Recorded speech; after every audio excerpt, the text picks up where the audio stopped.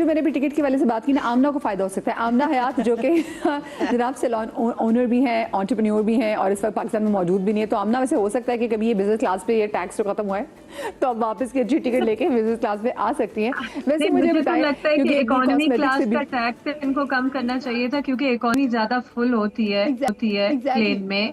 Business class तो वो already हाँ लोग अफोर्ड करके जा रहे होते हैं, तो ये तो बड़ा ऑपोजिट कर दिया बिल्कुल सही इन्होंने। बात है, क्योंकि हाँ बात बिल्कुल सही। अच्छा मुझे बताएं, क्योंकि हम देख रहे हैं कि जो कॉस्मेटिक्स की बहुत सारी अशिया पे जो टैक्स है वो भी कम किया गया है, तो जब ऐसी चीज़ें होती हैं तो फिर बताएं कि आप लोग जो ऐसे जिनका बिजनेस ही एक जो आप लोग सैलून रन करते हैं, आप लोग को कितना हम्म नफा नुकसान होता है?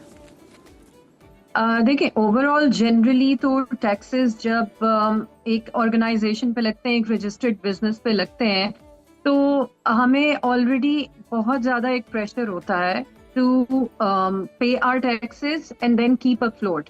अब उसमें क्या है कि फिलहाल हम एक शेडो इकोनॉमी में हैं, जहां पर बहुत सारे अनडॉक्यूमेंटेड बिजनेसेस हैं जो अंडर द रडार रहते हैं। अब जहां जहां बिजनेसेस जो कि टैक्स दे रहे हैं, अब टैक्स इंक्रीज करते हैं तो हमें ज्यादा निचोड़ देते हैं, जिसकी वजह से हमें अपनी प्राइसेस पुश करनी पड़ती हैं। तो एक ये विशियस साइकिल है। इसमें जब हम पुश करेंगे तो हमारी सेल कम होगी तो ऑब्वियसली बिजनेस कैसे अफ्लोट रहेगा। तो आई फील कि यहाँ बहुत सारे पर लोगों को ऐसा होता है, वो कहते हैं अगर आप कैश में देंगे तो उस पर कम पैसे हैं। और मैं बहुत सारे सैलून्स में ऐसे जाती हूँ, कराची के बड़े बड़े सैलून्स में जाती हूँ, कि जब आप उनसे क्या, वो कहते हैं सॉरी जी हमारा कार्ड की मशीन काम नहीं करी, और ये कार्ड की मशीन तो अजल से अब तक ख़राब है उनकी, और वो कहते हैं हम कैश में डील करते हैं। तो फिर आपको लगता है कि यहाँ पे भी चीज़ों को थोड़ा सा डॉक्यूमेंट होने की ज़रूरत है? मैं तो कहती हूँ बहुत ज्यादा बिजनेसेस को जो कि अनडॉक्यूमेंटेड है उनके पीछे जाना चाहिए, ना कि जो ऑलरेडी हम जैसे लोग टैक्सेस दे रहे हैं और हमें स्क्वीज आउट कर देते हैं।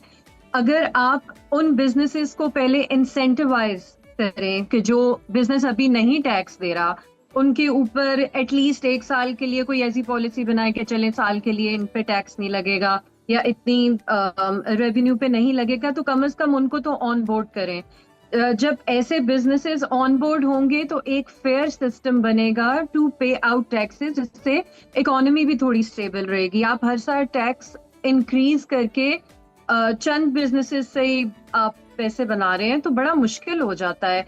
जो पैसे आप एक्सपेंशन और ग्रोथ की तरफ रखना चाह रहे हैं, रिसर्च एंड डेवलपमेंट में रखना चाह रहे हैं, तो वो तो आप सिर्फ बिजनेस को चलाने में लगा देंगे। अब तो बहुत ज्यादा इफेक्ट आता है ये ओवरहेड्स पे।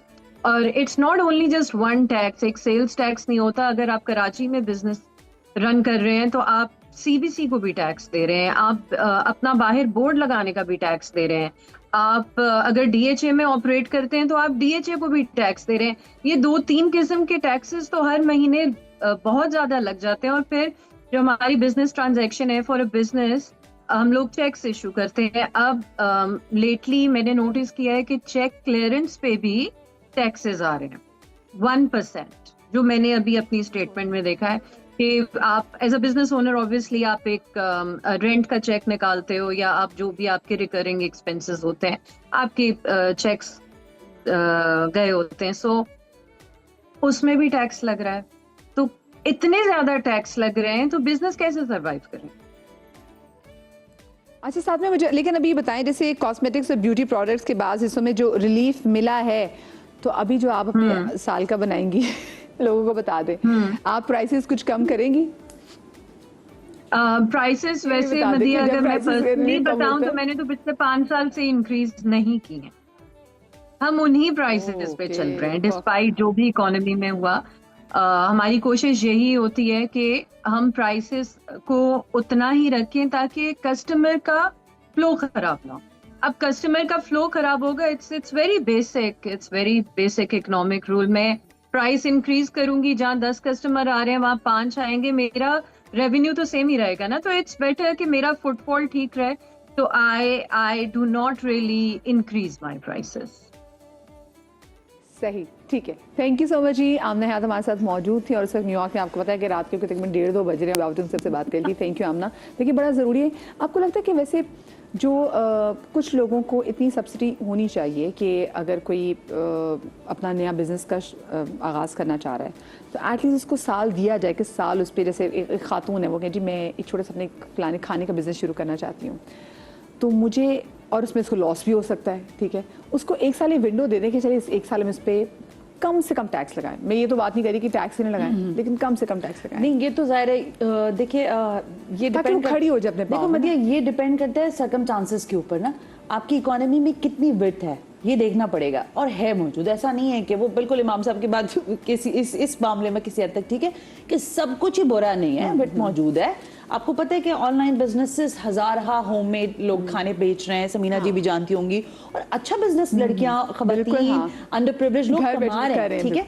बट मैं थोड़ी सी इससे थोड़ा सा हट के बात करना चाह रही हूँ, जो आमना भी बात करी थी।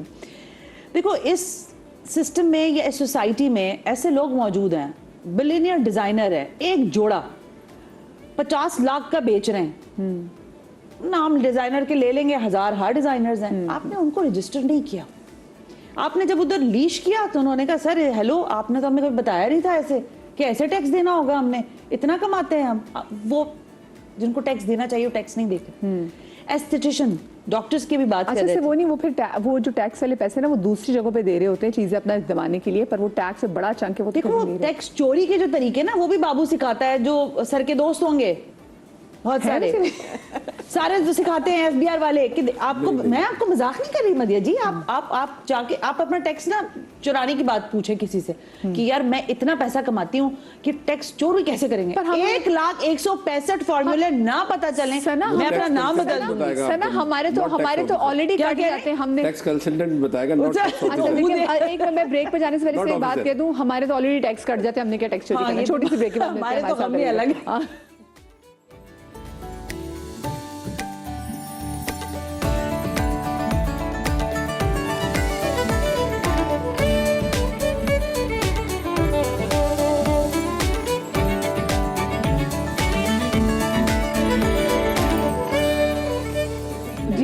Welcome back after the break. और आज हम बात कर रहे हैं बजट के हवाले से, क्योंकि जो बजट है ना, ये सिर्फ ऐसे नहीं कि मैं आज के मैंने टॉपिक कर लिया और हमारा बस इससे जिम्मा तोश पोश, बल्कि इस बजट से आप, मैं, हम सब लोग शदीद मुतासर हो रहे हैं।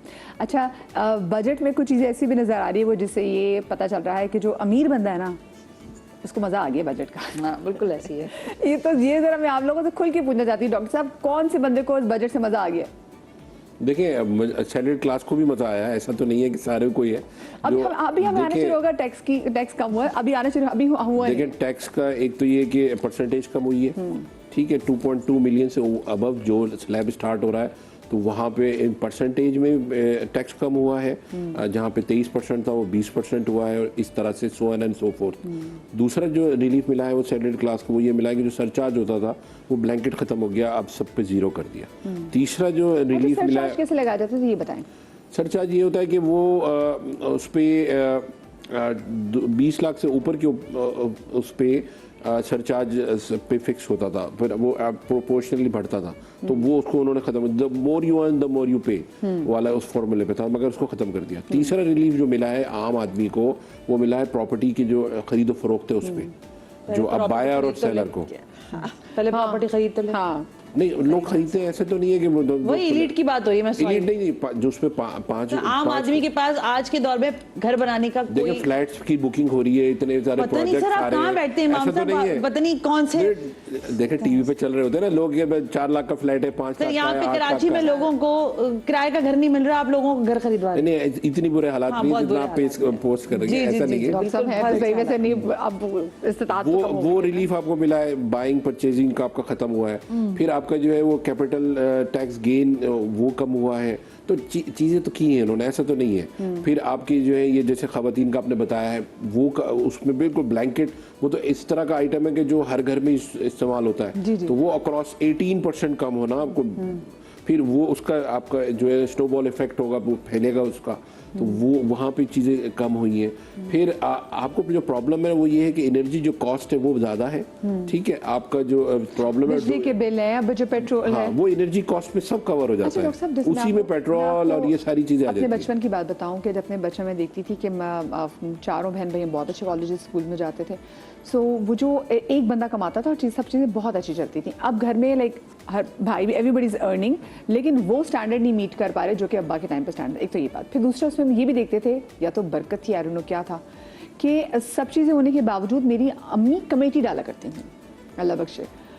अब मैं बहुत सारी से ख़वातीन को जानती हूँ, या तो यहाँ पे एक ऐसी क्लास है कि जो कमेटियाँ डालती है, जो गोल्ड की कमेटी डालते हैं, जो डायमंड्स की ऐसे हैं, 5 या 25-26 लोग ऐसे हैं। फिर और वो हो सकता है वो मेरा क्लिप बना के मेरे अपने ग्रुप्स में भी शेयर करे कि देखिए हमारे बारे में बातें करी थी। देन फिर उनकी कमेटियाँ पाकिस्तान में भी नहीं खुलती, कमेटियाँ खुलती पाकिस्तान से बाहर। मैं उस क्लास की बात ही नहीं कर रही, अल्लाह उनको और नवाजे और दे। लेकिन वो जो नॉर्मल तबका था ना, जिसमें आप कमेटी से पैसे जोड़ लेते थे कि चलो मैं बच्ची के जहेज़ के लिए फलानी चीज़ बना लूँगी, या इंशाल्लाह मैंने घर के पर्दे चेंज कराने, मैंने उसके लिए कमेटी डाली। अब वो क्लास कमेटी हम नहीं देख रहे कि वो अफोर्ड भी कर सकती, अब वो मसा करके तो उनका बजट पूरा होता है।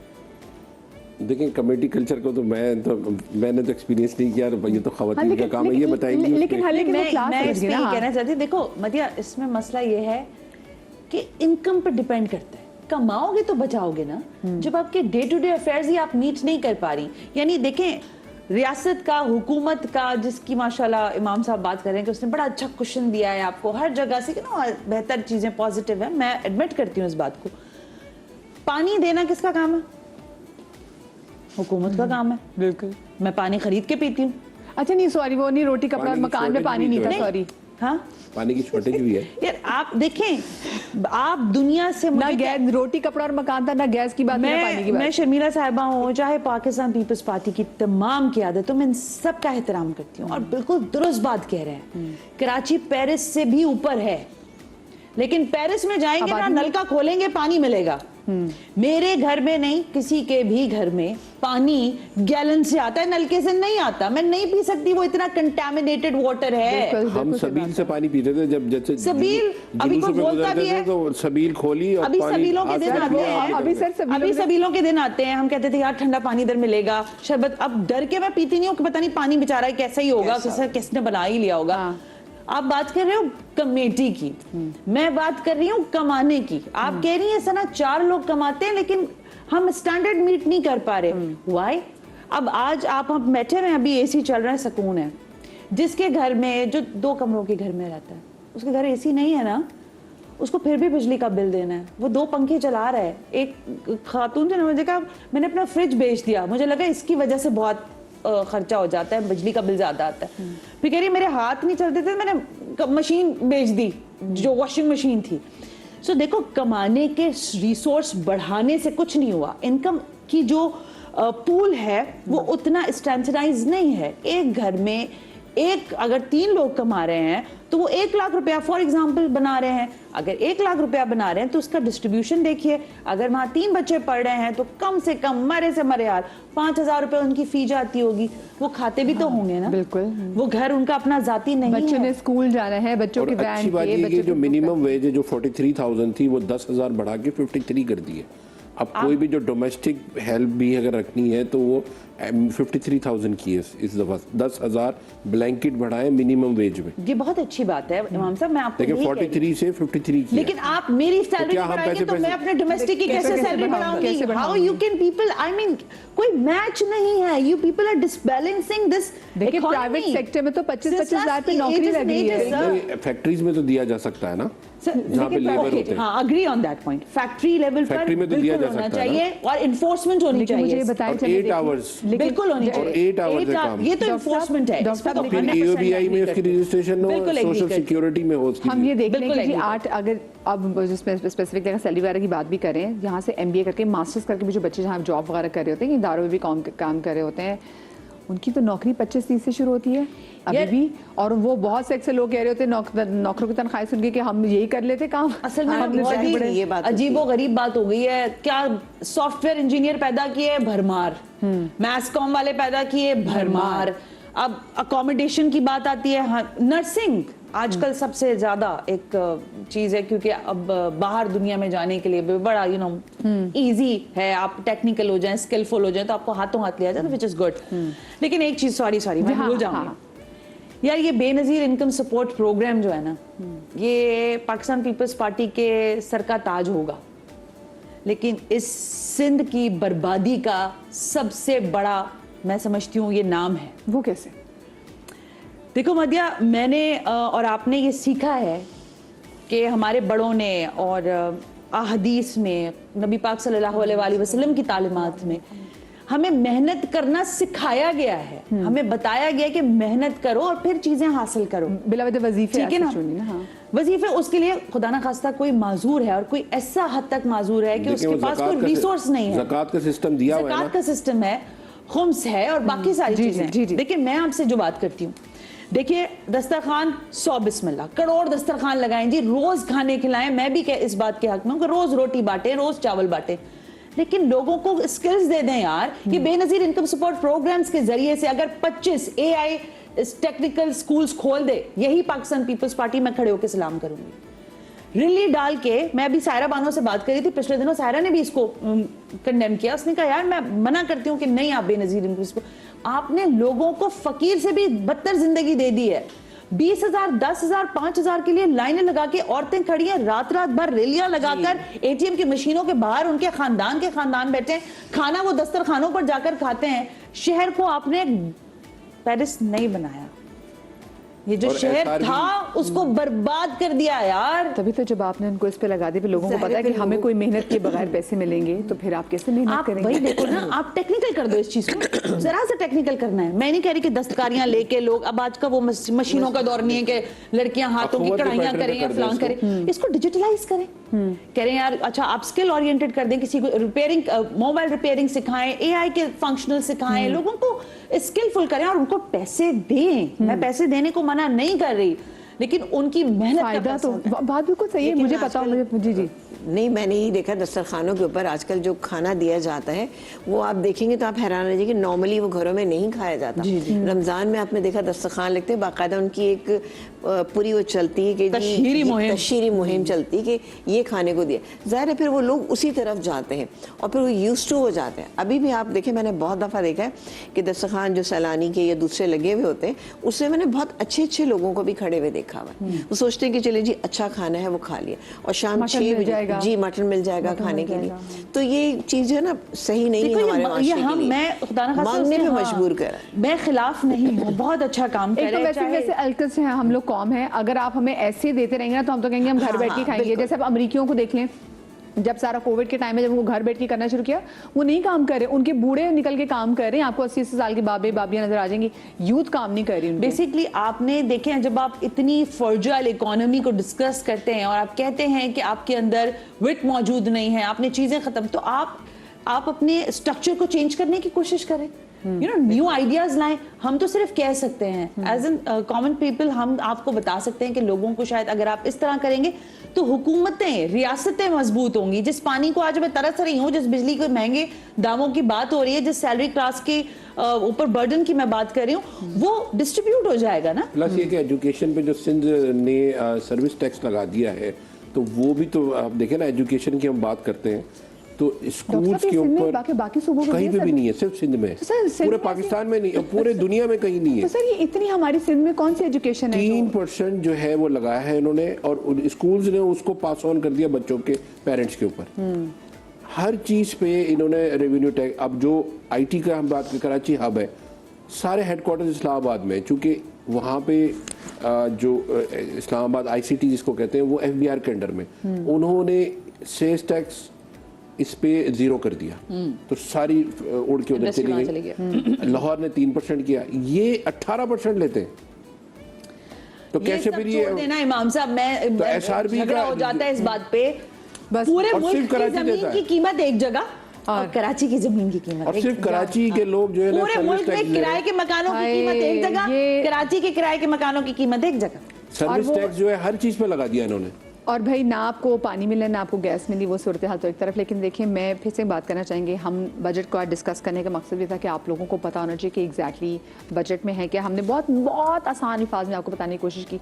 हम किसी पर्टिकुलर इदारे को, किसी ऑर्गेनाइजेशन को हम टारगेट नहीं कर रहे, लेकिन फिर जहाँ बात हक की होती है तो वो बहुत ज़रूरी है आपको पहुँचाई जाए। बहुत सारी चीज़ें आपके साथ रेफरेंस के तौर पर भी शेयर की जाती हैं। Again I am saying that I am not targeting anyone, we are not targeting anyone,